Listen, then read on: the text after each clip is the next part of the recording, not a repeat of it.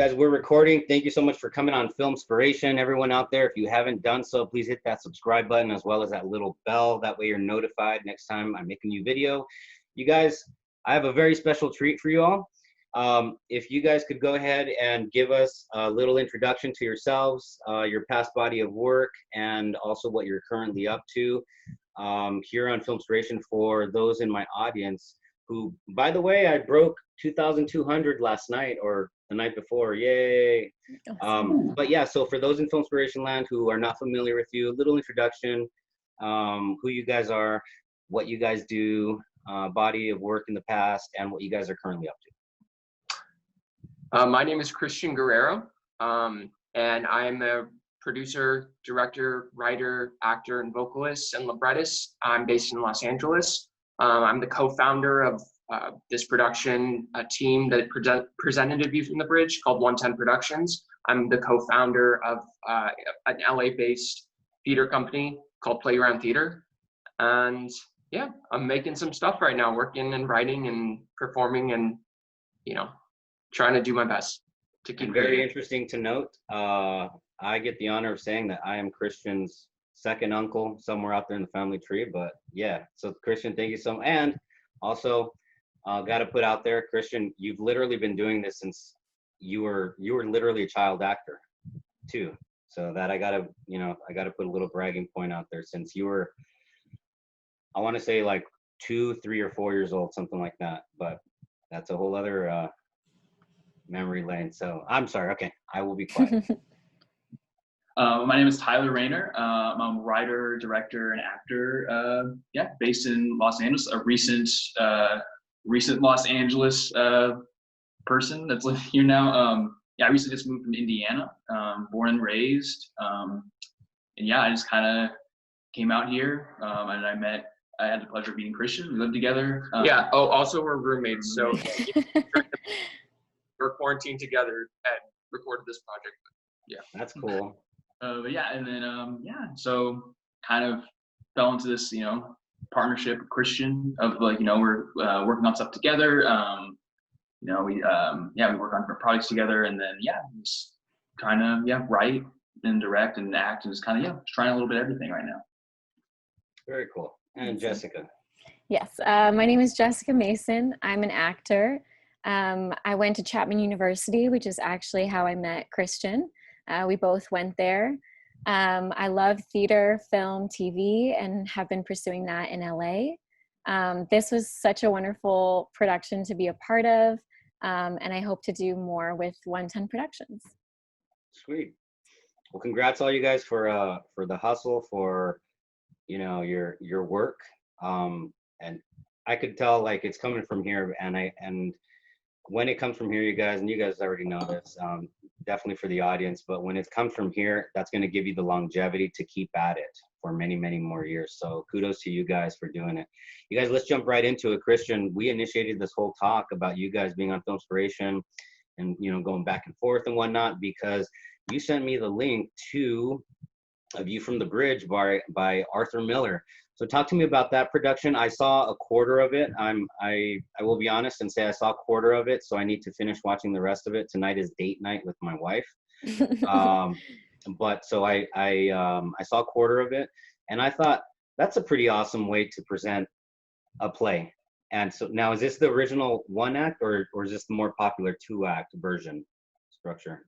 So actually, this one is because it's called Selections from A View from the Bridge. Okay. So we love this piece, and I'm sure we'll get into this more later. Jessica can jump in about that. But actually, this is a truncated version of the full version that Tyler, Jessica, and I put together to just make it a shorter format. So this is a cut of the full thing, but there are, scenes that for time that we did cut, or lines that we did cut. So it's the best of what we felt in our mind when we cut it. Was that difficult to put together, to select the scenes? Because as they say in the editing process, either when you're banging out that script or when you're actually editing on the timeline video, a lot of times it is hard to chop out this part or that part, because you might be in love with it, or it might be just more difficult to let go of this? Like, how was that process as you guys said, as you guys selected the pieces that you guys were going to present? Yeah, it was like definitely conversations. We had many like FaceTime conversations where we went back and forth about different parts of the script. I think we all really feel like satisfied with the cut that we did do. But like you mentioned, like there were moments where we're like, oh my God, that's really like a juicy moment. But we asked ourselves the question, like, is it moving the story forward that we want to tell? So we really tried to highlight what we felt was important. And obviously there were some moments that were like super awesome that we didn't include, whether it was maybe noted in a different part of the script, like maybe we thought it was hinted at and could kind of be revealed already with certain scenes that we had in place. Or I know that there were some like technical moments, like with physicality or props that we felt maybe we shouldn't include just because of the format. So I think all of those things kind of went into our decision-making process. And it was actually a lot of fun to like figure out what we wanted, which part we wanted to tell.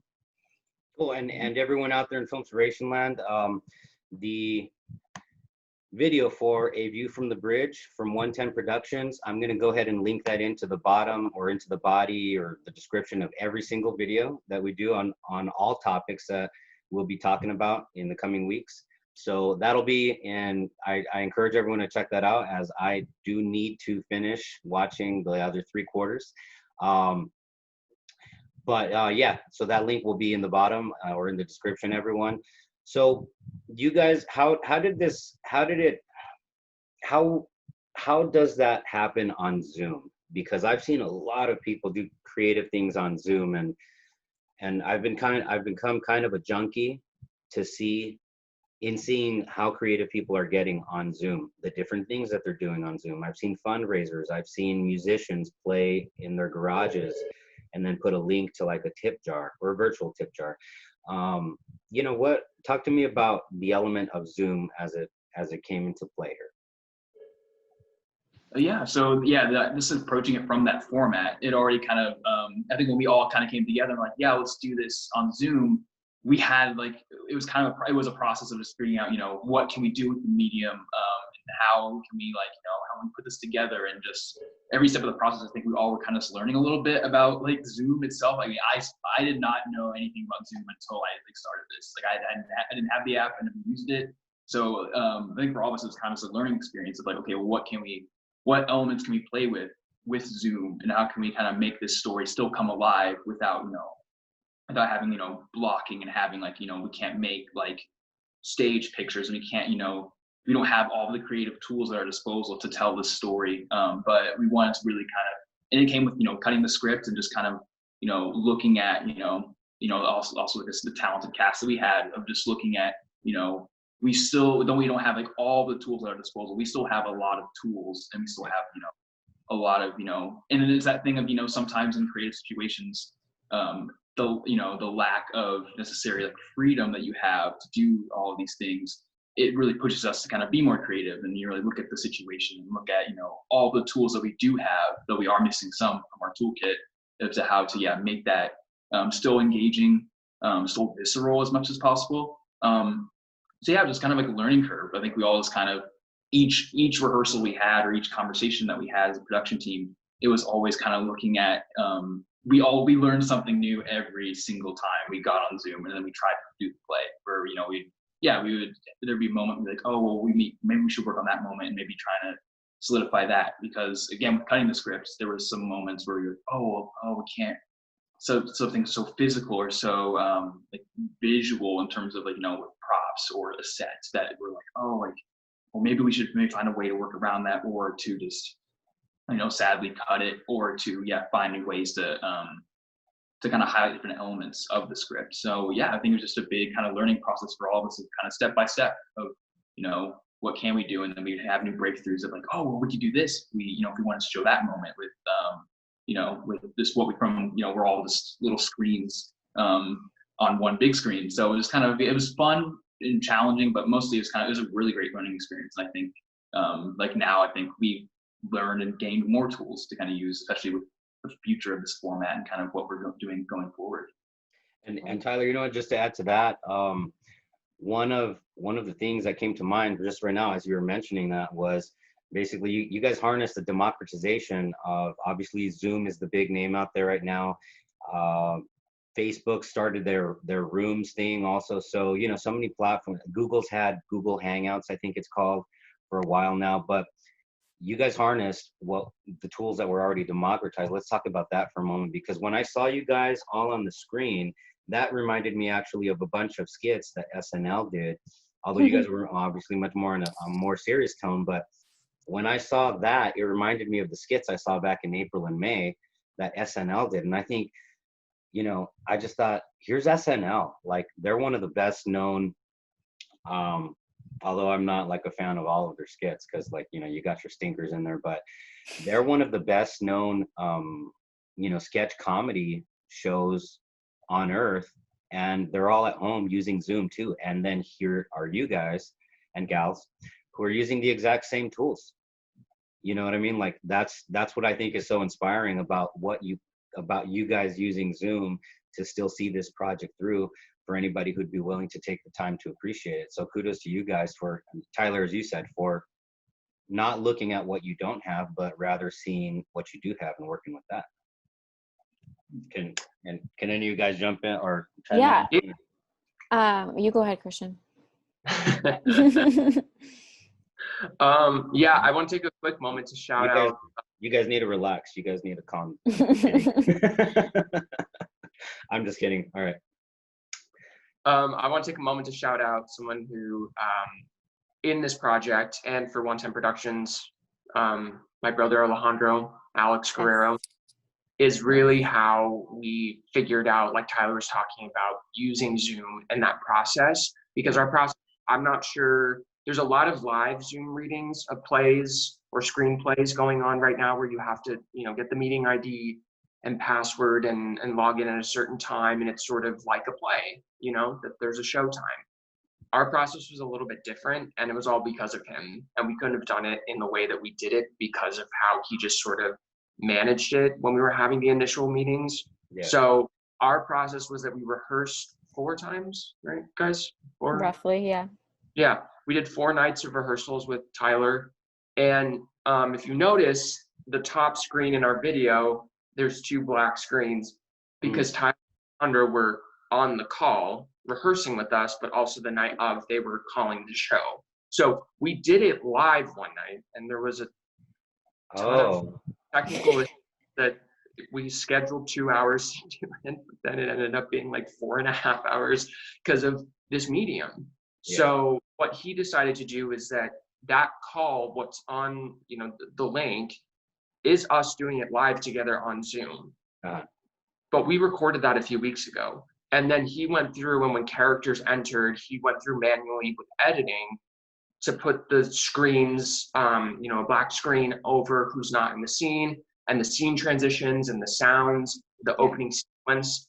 That was our version of this. So although it was live, because we're acting together via Zoom, there was an editing process that went through to try to present the material in a compelling way, make sure that all, you know, the performances were where we wanted them to be. We had to have people re-record part of, you know, their scenes.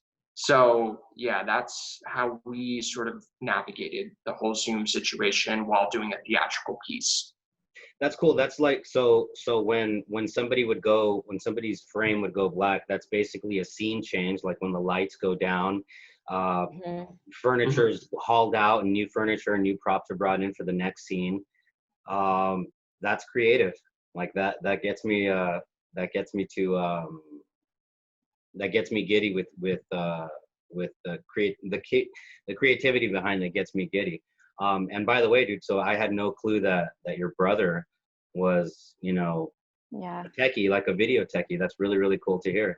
You guys, so if there's a message or an invitation you want to send out to people so that people can enjoy of you from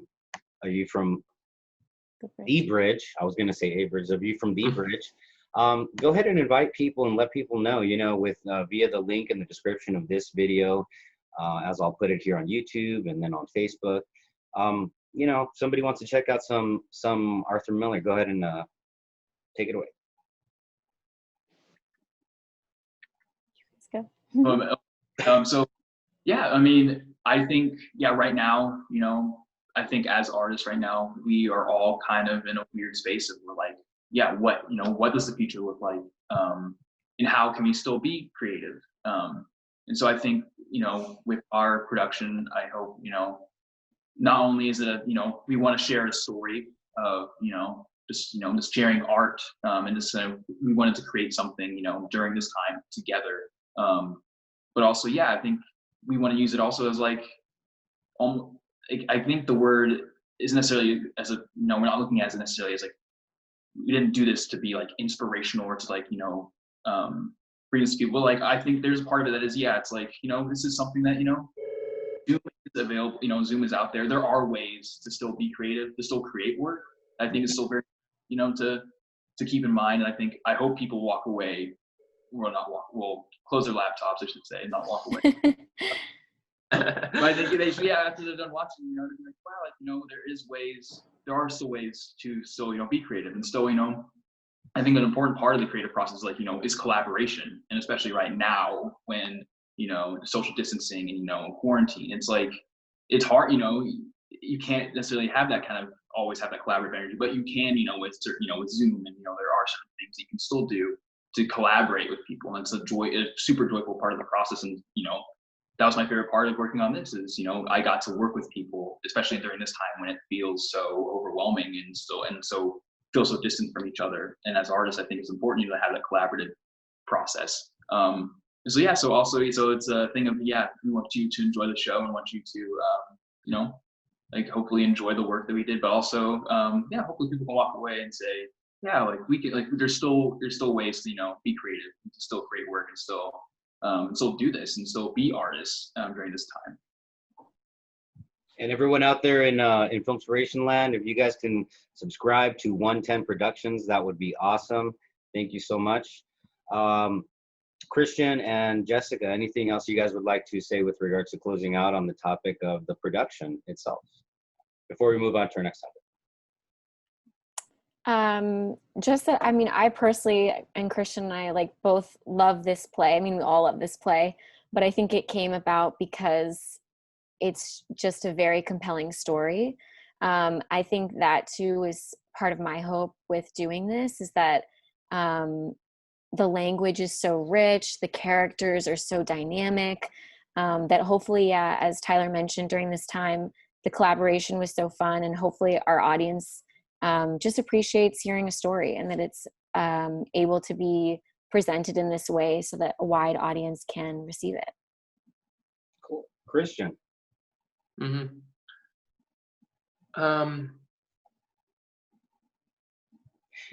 Ditto. I've got one for you, Christian. So I so much dig that you guys are so young, but you guys dig the power of story and the older classic plays. Now I'll be very honest. You guys are the masters of the theater in comparison to me, but here's the thing. If you guys want to talk old school film, I'm your guy. Now I was just doing a little reading up on A View from a Bridge, and it turns out that Aurthur Miller had actually written a book or another play called The Hook that was associated to this one, and that was later developed by a director called Elia Kazan, and that is one of my favorite film directors. He developed that. It ended up being On the Waterfront with Marlon Brando. That's a whole other story behind there. And so I admire the fact that you guys admire and are propagating old school storytelling in your very fresh way. And Tyler, to your point, using Zoom, you guys, the tools have been democratized for a long time. Ever since I was in my early 20s, and we're talking about, what I'm referring to is the platforms, YouTube, Facebook, etc. Right? And those are the older ones too that I'm talking about. But in a situation, I think Corona is a situation. We are all in. So when you are presented with a different circumstance set upon you, but everyone still has access to the same tools, as long as, you know, somebody's got internet access and a laptop or etc., then I think when everyone has the same tools, it really, oh, you're kidding me. Zoom's gonna start up with its time limit BS. Okay, I'm gonna be quiet, and then we're gonna Restart. yeah, we'll restart. I get these runs where I can go like 3 hours sometimes, and it doesn't. And then I have the other one where it's like, hey, 40 minutes, get the hell out of here. And so. Right. Yeah, I have the pro. Do you have the pro account? I have the pro account where there's no time limit. Oh, really? Yeah, as long as you can let me record on that. Because Yeah, I don't know on your end, but I do have the pro account where it's not going to time out. okay, let's go ahead and jump back on yours. But there's a way that you can give me admin permission to go ahead and roll on it. Okay. But no, so just to close out my thought, you know, when we all have the same tools, and when now that we're all in this situation, I think it's kind of a fun challenge, and I think it's very revealing of character to see who does what with the tools. Because I've seen people bitch, whine, cry, and complain like, oh, I want to be on set, and I've seen other people do amazing things from their room, or, you know, over Zoom, or in their home. And I've like on the filmmaking side, I've seen people say, well, I'm going to make the next Paranormal Activity. I've got a house, a dog, and I'm just like, cool, go for it. You know what I mean? So in a way, it's kind of a funny, the circumstances upon us are kind of a fun challenge. Make sense? Yeah. Yeah.